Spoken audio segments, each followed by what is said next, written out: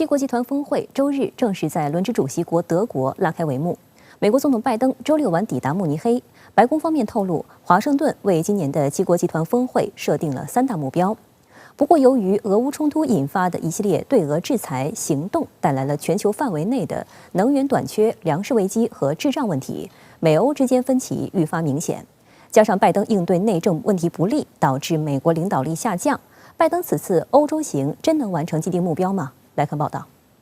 据法新社周日报道，美德领导人当天在德国巴伐利亚阿尔卑斯山脚下的埃尔茂城堡举行会谈。拜登不断向舒尔茨强调团结的重要性。他宣称，俄罗斯总统普京一直希望北约与七国集团以某种方式分裂，我们必须团结一致。除反复喊话西方国家保持团结，拜登还大力吹捧舒尔茨。乌克兰在冲突以来不断责难德国，甚至一度拒绝接待德国总统的访问。拜登这次力挺德国，受到外界高度关注。一名美国高级官员透露，拜登上任后大力投资与德国的关系，而此前特朗普任内，美国与德国的关系一度非常紧张。特朗普还威胁撤回在德国的驻军，令欧洲舆论哗然。而拜登与舒尔茨的会谈成为巩固两国间深厚而持久关系的好机会。俄乌局势毫无疑问是本次 G7 峰会的焦点议题。舒尔茨此前访问乌克兰时，已经邀请乌总统泽连斯基视频参加 G7 峰会。美国 CNN 周六报道称，预计泽连斯基将呼吁七国集团成员国提供更多军援，以及加码对俄制裁。值得注意的是，英国首相约翰逊在会前已经剧透了英方的新一轮援乌计划，其中包括5.25亿美元的贷款担保。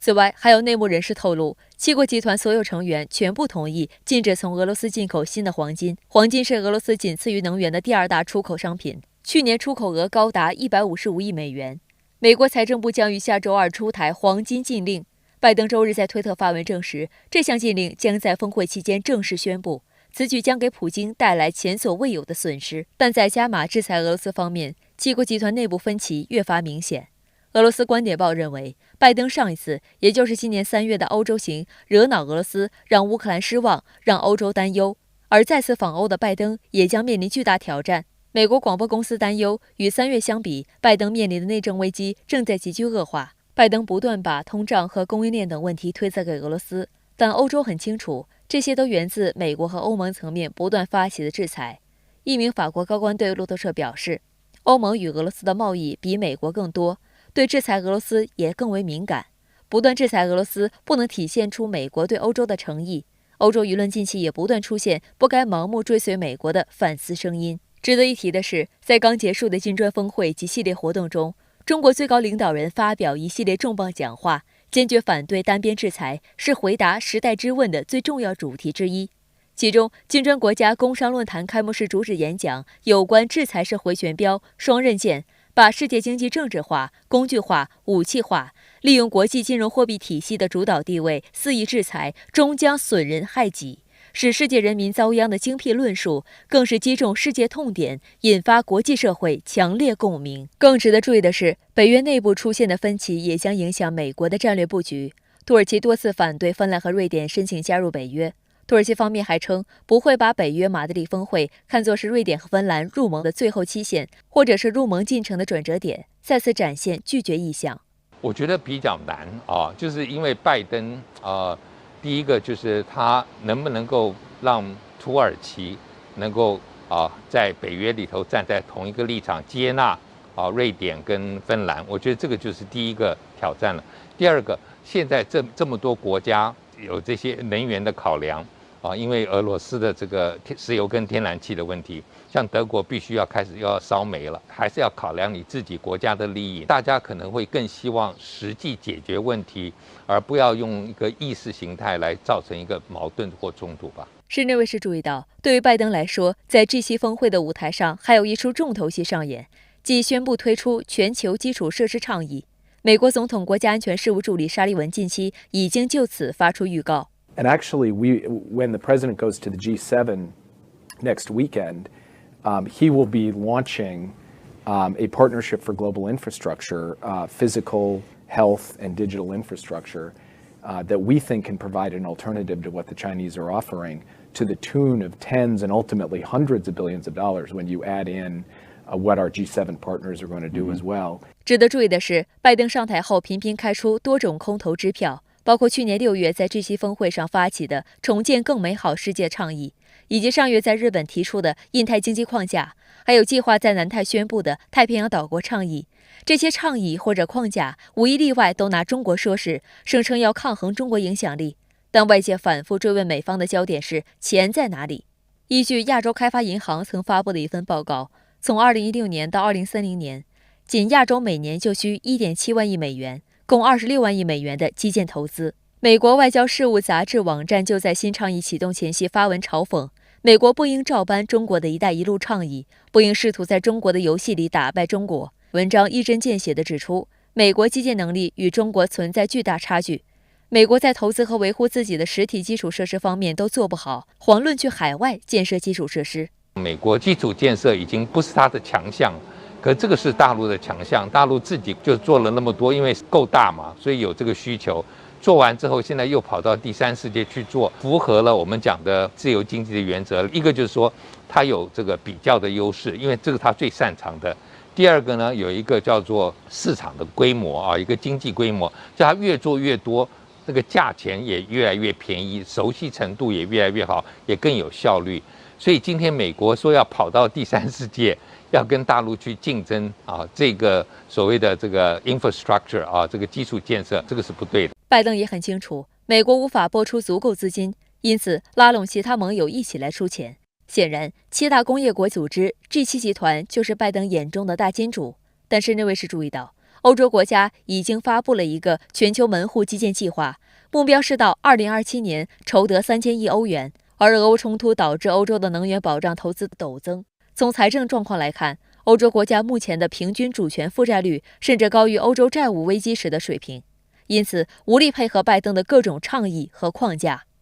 值得注意的是，拜登在前往德国途中，白宫官员就在空军1号上宣称，7国集团将讨论所谓的中国强迫劳动和窃取知识产权问题。观察指出，会议还没开，美方就主动对外放风，用意不言自明。但美方的说法全部都是抹黑之词，意在以所谓人权和价值观泼脏水的方式打击中国的营商环境。但国际商界对此并不买账。统计显示，2021年中国吸引外资首次突破1万亿人民币大关。7国集团领导人在德国开峰会，他们能保持所谓的团结吗？那么您觉得峰会能有成果吗？主持人好，7国集团呢仍能保持一定的团结，主要途径呢将是对中俄发起一致的强硬立场，来掩饰他们各自的担忧和相互间的矛盾。先来看7国的内政，除了加拿大和日本以外，其他5国呀都有很严重的危机，领导人呢是摇摇欲坠，让美国人呢对拜登总统失去了信心。一届总统的帽子正从特朗普头上转移到拜登头上。高物价和2场补选失败，英国首相约翰逊还能在唐宁街10号待多久又成了问题。铁路工人呢以罢工的形式反对政府。议会选举撑不了绝对多数党，法国总统马克龙呢面临国内风气一筹莫展。对俄乌战争的骑墙以及摆脱对俄能源依赖，德国呢就出现能源危机，都到了减少洗澡次数来节能的地步。舒尔茨呀将在气候和环保问题上开倒车而载入史册。意大利总理也一样，为能源发愁，为高通胀发愁。这就可以看出呀，7国集团所面临的内政问题虽然是各有特色，但是呢也有一个共同点，就是因支持乌克兰、制裁俄罗斯而导致的能源紧张。能源危机呢又影响到了经济态势。美国和欧洲啊都眼看着经济衰退就在眼前，创纪录的高通胀呢又引发了民众的不满。而最具讽刺意味的是，这次的7国集团峰会的主题啊原本呢是如何应对气候变化，采取更积极的清洁能源政策，但是呢欧洲国家呢已经在开始挖煤了，准备呢用更有污染性的能源来过冬了。那怎么办呢？为了显示7国的团结，便把矛头呀对准这个继续制裁俄罗斯，同时呢也把焦点呢部分的转向中国。拜登呢将提出新的倡议来制衡中国的一带一路，其政策框架呢就是今年这个提出的这个印太经济框架，要7国集团呢也加入进来。7国集团峰会的格调呀，大概呢会用对俄制裁、对中制衡来掩饰其脆弱的团结和难解的矛盾。那么在支持乌克兰问题上呢，继续保持统一战线。拜登已扬言要加码对俄搞黄金制裁，七国集团将如何对付俄罗斯呢？美方官员扬言，这需要讨论所谓中国经济胁迫。那么您对此有何评论呢？是的，美欧呢对俄经济制裁正出现意想不到的结果，居然呢开始反噬自身了。制裁俄罗斯摆脱对俄能源依赖，使得俄罗斯的石油天然气对欧洲市场的供应量大减，导致了能源的价格上涨。俄罗斯呢快速调整了能源输出的结构，向亚洲国家输出。那么在石油天然气上呢，不仅没有少赚钱，而且赚了更多的钱。现在呀，这个欧美在考虑对进口俄罗斯石油的国家呢进行2级制裁，以减少俄罗斯的能源输出。但是呢，这下手就很难。一旦实施了制裁，能源呢就更加紧张，会加剧全球经济衰退，欧美受到的冲击呢会更大。那怎么办呢？七国集团呢宣布对俄实施黄金制裁，禁止俄罗斯的黄金交易。这一禁令呢将会使俄罗斯呀失去几十亿美元。除此以外啊，就是用继续援助乌克兰的方式来削弱俄罗斯。不过呢，美西方不得不承认的一个事实是，已经出现乌克兰疲劳症。无论怎么支持乌克兰，乌军的败退都是难以逆转。乌军呢实际上也是扛不住了，全靠泽连斯基的那张嘴。因此呢，这次七国集团讨论的另一个主题，恐怕呢是如何结束战争。而对于中国呢，美国把中国视为头号对手，欧盟一改过去的政策，把中国视为战略竞争者，意识形态的色彩是越来越浓。七国集团峰会以及随后的北约峰会呢，都会讨论中国议题。美国可能会提出一项新倡议，要七国集团参与，通过加大在基础设施、民生健康和数字基础设施领域的投资，来制衡中国的一带一路。但是呢，这个美国试图以经济援助的空头支票引诱其他国家服务于美国的地缘政治，恐怕呢也是难以达到目的的。美国的新倡议就是印太经济框架的扩大版，要七国助力。印太经济框架呢，在印太国家中都没有多少感召力，能让七国集团产生兴趣，估计呢是不太容易的。况且中国可是全球供应链中的核心地带，谁也得罪不起。好的，谢谢陈先生在线与我们分享您的观点，谢谢。近来，美国在南太地区动作频频，除了派出多名高官访问太平洋岛国外，拜登政府还明确表示，将于近期公布太平洋岛国倡议，意图把该地区的争夺上升至战略新高度，以配合其印太战略。就在周五，白宫宣布，美澳日新英5国成立名为“蓝色太平洋伙伴”的非正式机制，促进与太平洋岛国的经济和外交关系。当地时间周五，美国白宫宣布，美国、澳大利亚、日本、新西兰和英国成立了一个名为“蓝色太平洋伙伴”的非正式机制，旨在促进这5个国家与太平洋岛国之间的经济和外交关系。白宫的声明还称，澳大利亚和新西兰是太平洋地区成员，也是太平洋岛国论坛成员。为应对太平洋地区气候危机、新冠疫情等紧迫挑战，在基于规则的自由和开放的国际秩序面临越来越大的压力之际，5国决定组成一个集体，以应对共同的挑战。彭博社报道称，这5个国家的高级官员于周4至周5在华盛顿会晤，并与太平洋国家的代表团团长以及法国和欧盟的观察员进行了磋商。外界注意到，这5个国家在美国组建的多个小圈子中都是核心成员，而且相互交织。除了日本之外，其他4国都是五眼联盟成员。美英澳则是在去年成立了 AUKUS， 而美日澳则是4边机制成员。路透社报道认为，蓝色太平洋伙伴这一组织是拜登政府向印太地区投入更多资源的又一动作，拉拢盟友到南太，强化与中国抗衡的意味浓厚。它实际上是可以放置在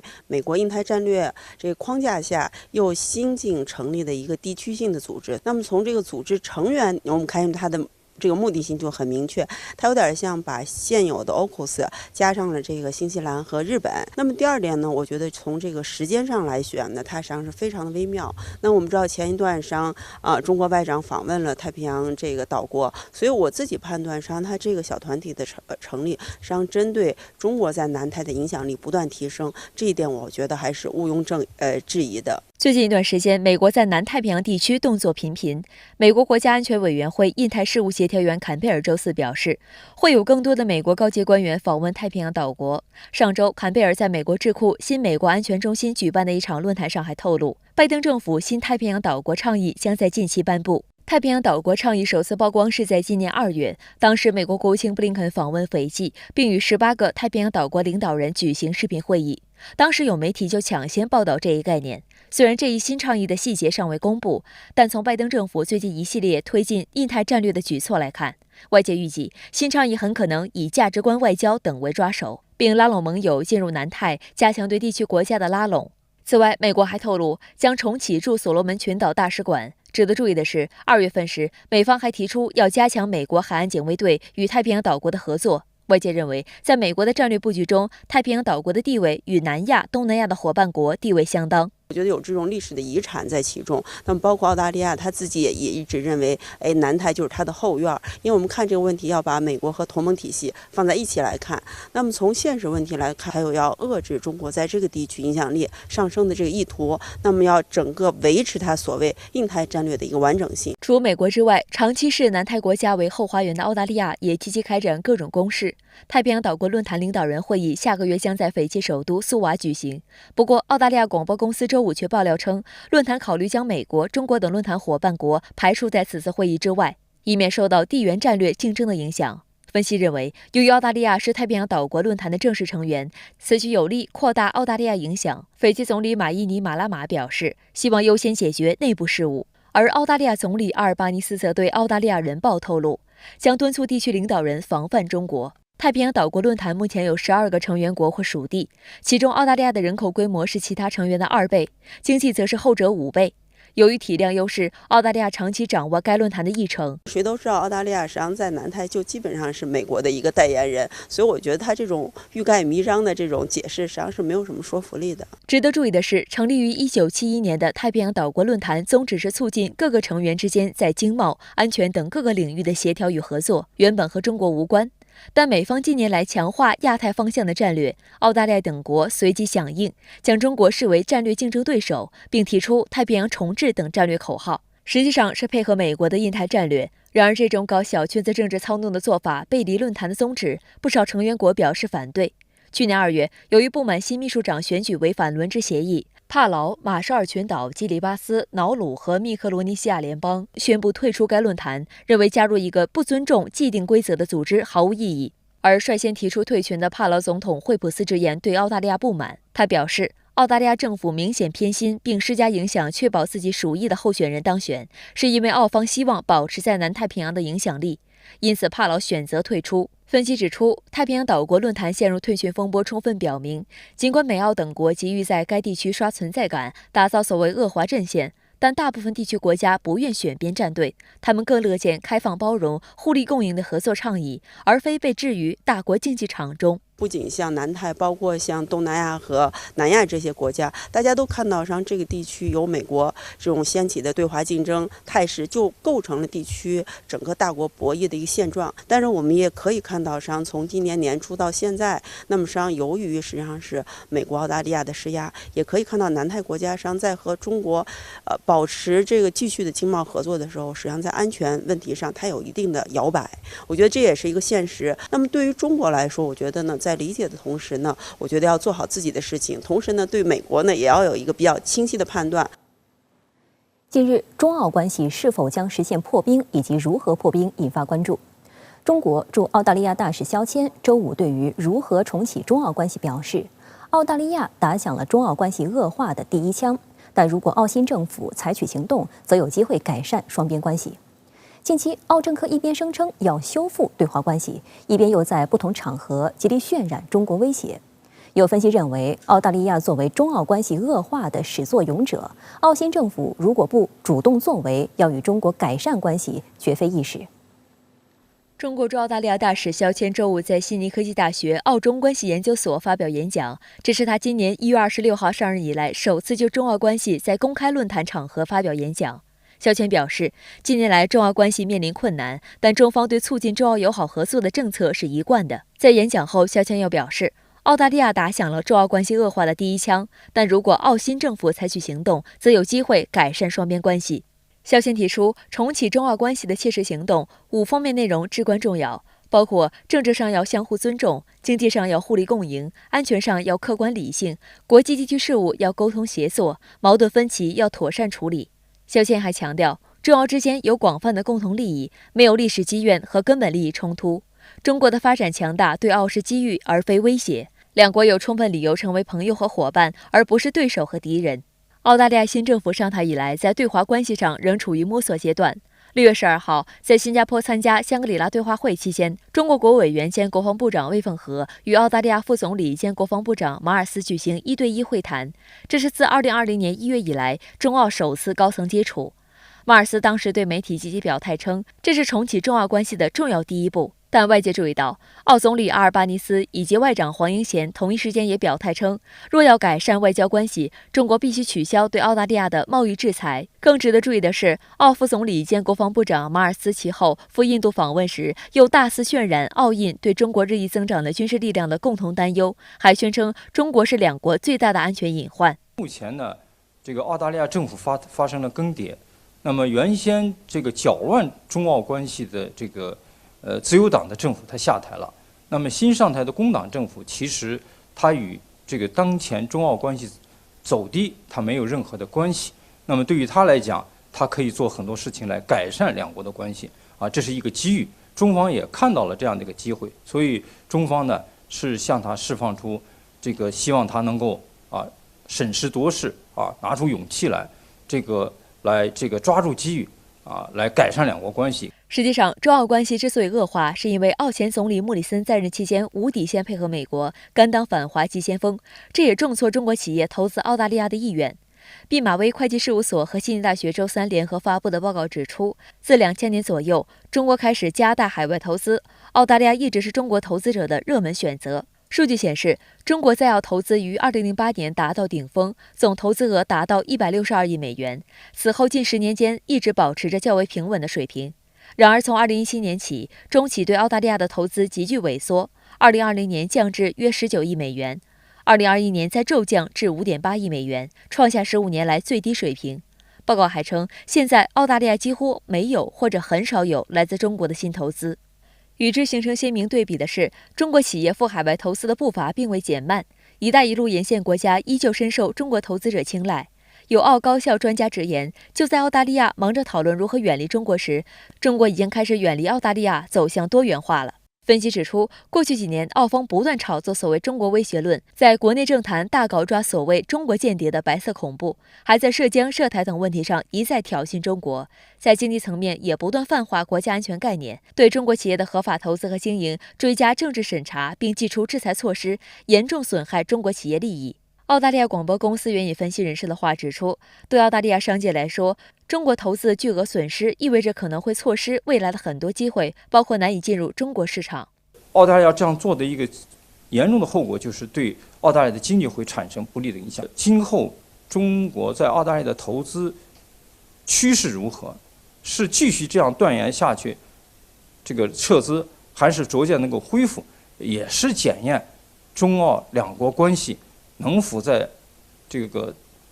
工党上台之后能够取得改善的一个试金石。尽管中澳关系面临挑战，但仍然具有合作的机遇与基础。目前，中国仍然稳居澳大利亚最大贸易伙伴的位置，对华贸易约占澳大利亚外贸总额的30%。另据英国《卫报》曝光的澳政府秘密文件显示，即使在澳前总理莫里森执政期间，两国关系陷入低谷时，澳官员仍与中国驻澳使馆保持定期联系，以解释澳方的决定，并采取战略性方法来处理对华关系中的问题。该报指出，考虑到对华贸易关系的庞大规模近期内无可取代，这意味着无论澳大利亚的偏好如何，都可能不得不与其荣辱与共。但一味注重安全和地区影响力，分散了澳大利亚对于中国经济关系的关注，而对华贸易是澳大利亚繁荣的关键基础之一。新上台的工党政府为了澳大利亚的利益，我想他应该会采取一些措施来改善与中国的关系。但是呢，由于当前国际上的这种美国掀起的这种遏制中国的这样的一种浪潮下，澳大利亚作为美国的这个盟友，它又受到美国的这个影响，所以呢，这个工党政府呢，在改善对华关系的时候呢，它也有一些顾虑，所以呢，它可能会步子迈的不是那么很快，有些地方会有所保留。美澳日新英成立所谓蓝色太平洋伙伴，那么您认为这个新多边机制的真实意图是什么呢？我注意到这个机制完全是在美国的主导之下，而且是在美国直接在华盛顿召开会议来建立起来的，而且发表了一个共同的一个倡议。这个倡议呢，就是强调要建构一个蓝色的太平洋的这种伙伴这种合作的这个倡议。那么我们知道，南太平洋这些国家呢，传统来看呢，它是相对比较边缘的，在印太地区不太为国家所重视。那么相对来说，更多是澳大利亚可能靠他们比较近。但是美国离得很远，像日本这些西太平洋的国家呢，离得也非常远，或者互相之间的关系相对来说不是那么太密切。但是这是他们这个建立这个机制，而且里面特别强调呢，要基于南太平洋岛国所提出来的这种太平洋蓝色太平洋大陆的这种合作的这种倡议啊，那么和它的对接，来建构一种伙伴国家之间这么一种合作，来促进南太平洋岛国和这个区域的这些经济的发展、安全上的这个协调，以及整体的国家之间这么一种伙伴的合作。所以这种机构的建立啊，看来确实非常值得关注。尤其在目前这种中美高调的对抗的状态之下，美国主导来建构这么一个机制，显然有它特殊的这样的意图在里边。那么您如何看待美英日等域外国家对南太地区的所谓关系呢？南太为什么会成为一个热点？我们知道南太平洋这个地方呢，在全球甚至在亚太地区都是相对比较边缘化的地方，所以这些国家呢相对比较落后，也不太发展，所以他们那个面临很大的这个经济的发展的这个困难，甚至于造成很大的严重的贫困的问题。相对来说，这些西方的这些大国呢，对他们不是那么太重视，但是他们这个在中国的一带一路框架之下呢，应该说他们的这个发展呢，寻找了一种新的机会。因为中国的我们的海上丝绸之路，实际上也把南太平洋作为我们海上丝绸之路这种国家间和区域间合作的一个重要的一个方向。所以在过去一段时间以来呢，应该说中国加强了和南太平洋岛国的这种合作。因为南太平洋岛国呢，实际上它一定程度上在地缘的角度来看呢，那个从海洋经济的发展，从中国我们的这个空间科技的合作，包括我们发射卫星需要到南太平洋进行监测等等，所以这些国家呢，对于中国来看呢，还是有非常重要的这个经济的或者科技的发展的这个意义。尤其我们的这个海上的渔业的发展，也需要和南太平洋岛国呢进行合作。所以最近几年来，应该说中国和南太平洋岛国之间的合作呢，在迅速的发展和升温。那么这个情况出现了以后呢，美国或者澳大利亚这些国家就感觉到，好像中国的影响力在南太平洋呢明显的在提高，那么弱化了他们在南太平洋区域的这个地位，所以他们也感觉到有所警觉。尤其是在今年5月份的时候，中国我们的国务委员兼外交部长王毅到南太平洋一气访问了8个国家，而且还和南太平洋的岛国呢举行了一个中国南太平洋岛国的外长会议，这是第2次会议。双方之间呢讨论了非常深入的这种合作的这种前景和这个具体的计划，而且呢也通过了一个联合的声明。所以南太平洋呢，应该说把中国视为一个非常重要的经济合作的伙伴。那么这种合作呢，实际上对于美国和澳大利亚这些西方国家来看呢，他们是看在眼里边心里边发酸。所以最近这2天美国所主导的这个所谓的这个南太平洋这个蓝色伙伴的这种计划，就是一种对中国进行竞争，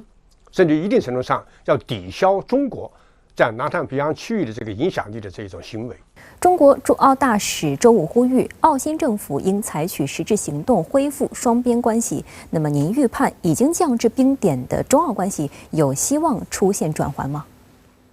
因为我们知道，在过去一段时间以来，澳大利亚的前总理莫里森在他当政期间以后呢，高调的和美国的印太战略进行配合，所以实际上是变成了一个美国的一个马前卒，来压制、来排斥中国，那么导致中外关系造成严重的倒退。那么最近澳大利亚有了新总理的上台，阿尔巴尼斯。那么他上台以后呢，某种程度上他也做出一种表示，就希望中国能够撤销对澳大利亚的一些经济上的这么一种制裁的行为，说为中澳关系的发展呢，那么来改变一种环境。前不久应该说中澳之间的2国国防部长在香格里拉对话会议上也见了面。那么之后呢，奥巴尼斯总理呢也表示了一种正面的这种肯定的态度。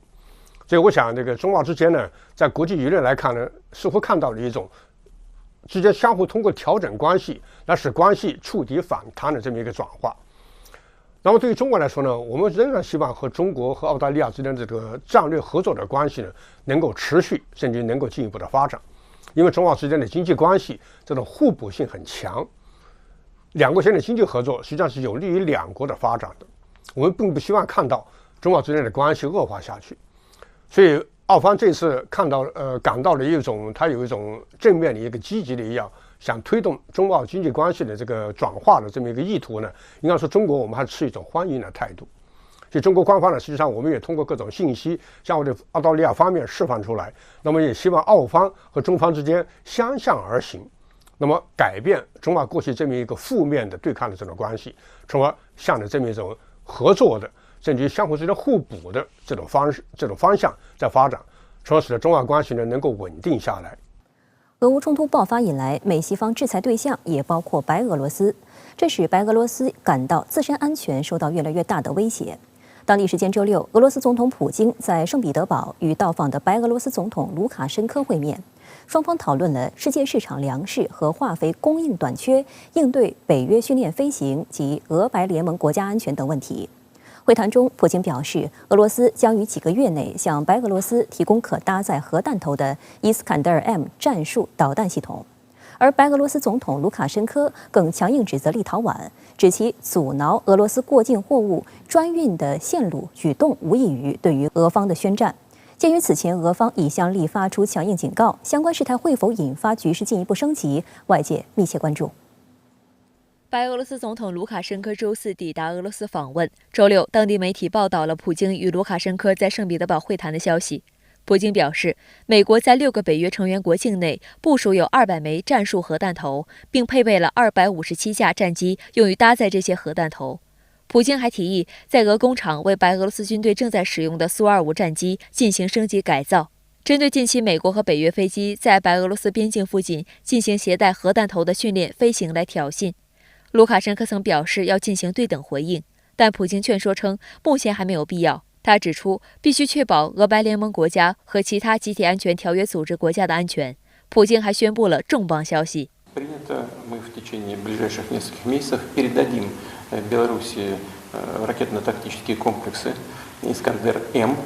которые, как известно, могут применять как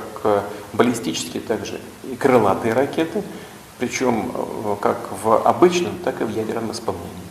伊斯坎德尔 M 导弹系统是俄军最新型战术导弹系统，可携带核弹头，射程可达500公里。这款导弹也被称为俄军战术导弹中的当代枭雄，用于摧毁敌方的导弹系统、远程火箭炮系统、机场指挥所等地面目标。每个发射位置可安装2枚导弹，毁伤能力大，可在1分钟内完成对2个目标的攻击，具有高度灵活性、隐蔽性和适应性，用于反制美国和北约实施的欧洲导弹防御系统。卢卡申科告诉普京，他对邻国立陶宛和波兰的侵略性、对抗性和排斥性政策表示担忧。他说，有人背地里怂恿波兰和立陶宛针对俄白采取对抗政策，这些政策令人厌恶且具有挑衅性。卢卡申科认为，立陶宛企图停止经由白俄罗斯向加里宁格勒运输货物，孤立加里宁格勒的消息越来越多，这近乎宣战。当今背景下，这种行为不可容忍。加里宁格勒是俄罗斯的一块飞地，坐落于波罗的海东岸，南面是波兰，东面和北面都是立陶宛。加里宁格勒与俄罗斯本土之间有2条主要通道，其中一条是铁路，从俄罗斯本土经白俄罗斯和立陶宛进入加里宁格勒。对于立陶宛政府近日禁止经立境内铁路向俄罗斯飞地加里宁格勒运输货物的行为，俄罗斯表示愤怒，并誓言要以一种让立陶宛感到痛苦的方式作出回应。白俄罗斯是与立陶宛相邻，而俄罗斯呢，如果与立陶宛发生所谓的军事冲突的话，也要借道于白俄罗斯，帮助白俄罗斯军事现代化，也有助于提升俄罗斯在该地区的军事影响力。白俄罗斯与乌克兰和立陶宛之间都有较长的边境线。自俄乌冲突发生以来，白俄罗斯认为自身安全受到了越来越大的威胁。早在1个多月前，白俄罗斯武装部队总参谋长古列维奇在一份声明中表示，白俄罗斯已经制定措施，将把特种作战部队派往3个作战方向，包括与乌克兰接壤的南部。乌克兰媒体称，除此之外，白俄罗斯还在其与波兰、立陶宛接壤的边境地区派遣了包括防空和导弹部队在内的特别行动部队。白俄罗斯国防部还指出，南部作战方向，乌克兰武装部队在边境附近部署了多达2万人的兵力，这也是需要白俄罗斯进行应对的。从地理位置上看，白俄罗斯东邻俄罗斯，西北与拉脱维亚和立陶宛交界，西与波兰比邻，南与乌克兰接壤。除了俄罗斯和乌克兰，白俄邻国中的拉脱维亚、立陶宛和波兰都是北约国家，而这3个国家此前都曾表示希望美国永久驻军。俄乌冲突会不会波及到白俄罗斯？我们看到卢卡申科积极的是在推动，白俄罗斯与俄罗斯的军事一体化、经济一体化。那么下一阶段，俄罗斯不仅要武装自己，还要武装白俄罗斯。白俄罗斯军队的这个3个方向的调整，也预示着白俄罗斯可能会与俄方在军事领域，在应对北约的挑战上更加紧密的合作。俄乌战事进入第122天，在长达数周的激战后，俄乌双方均表示，俄军与卢甘斯克武装已完全控制乌克兰东部重镇北顿涅茨克。目前，乌军已退守至与北顿涅茨克隔河相望的利西昌斯克市，这是乌克兰在卢甘斯克地区最后的阵地。分析指，这是乌克兰方面1个多月以来在战场上经历的最大挫败。据央视新闻消息，当地时间周日上午6时左右，乌克兰首都基辅传出巨大爆炸声，乌克兰全境拉响了防空警报。当天上午近11点时，基辅第2次拉响防空警报。乌克兰方面发布消息称，基辅和基辅州遭大约14枚导弹打击，爆炸地点位于基辅市中心的舍普琴科区。乌方北顿涅茨克市长亚历山大·斯特鲁克同一天也在国家电视台上承认此事。Місто повністю під окупацією уже Російської Федерації, намагаються там наводити свої порядки. Наскільки мені відомо, там призначили якогось коменданта, який там збирає якісь активи. 斯特鲁克表示，原本藏身在阿佐特化肥厂的平民也开始陆续撤走，估计已有800人离开。军队则转到一河之隔的利西昌斯克市。北顿涅茨克市有大约10万人口。观察指出，俄军目前正加大力度从3个方向围攻利西昌斯克市，如果成功，将全面控制卢甘斯克州。接下来将主力转向顿巴斯地区的剩余地方。目前我们看到乌军是撤退了，那么实际上也看到，就是所谓的在任何的绝对优势面前，任何的是所谓的战术，都是一些技巧的，都不会发挥作用。那么俄乌双方的悬殊的这个军力，以及俄方在这一地区投入了逾10倍的火力、数倍的军力，终于使得战局的僵持被打破了。乌克兰总统泽连斯基在周6的例行讲话中誓言，将夺回失去的城市。Всі наші міста, Сєвєродонецьк, Донецьк, Луганськ, ми все повернемо. Щотижня ми йдемо до Херсону, жодного дня не забували про Мелітополь, про Бердянськ, про Енергодар і Маріуполь. Всі інші міста України, які тимчасово окуповані, будуть тільки українські. 泽连斯基还喊话，无情的导弹袭击证实了对俄罗斯的制裁不足以帮助需要更多武器的乌克兰。乌克兰急需合作伙伴拥有的现代武器，尤其是防空系统。周4，美国承诺向乌克兰提供的首批4套海马斯高机动性多管火箭炮系统已经运抵乌克兰境内，预计将在7月中旬前交付。首批60名乌克兰士兵正在接受操作该系统的训练。乌克兰媒体还公布了首批海马斯火箭炮系统运抵后的试射画面。海马斯火箭炮系统以轮式战术卡车为底盘，既可以发射射程70公里的中程火箭弹，也可以发射射程约300公里的远程火箭弹。目前，美国宣布暂时只向乌克兰提供中程火箭弹，俄方则表示，外国援助的火箭炮等武器将成为重点打击的对象。美国的海马斯系统运抵乌克兰，将使得乌克兰的这种军在火力上的劣势有所改善。但是海马斯一套系统可能或者说数套海马斯系统，在战场上能不能改变这样一种态势呢？我觉得不会的。毕竟西方向乌克兰提供的这些大规模的进攻性的武器数量仍然是有限的，不足以改变战场态势。但是呢，会给俄军造成更大的伤亡和更大的阻力。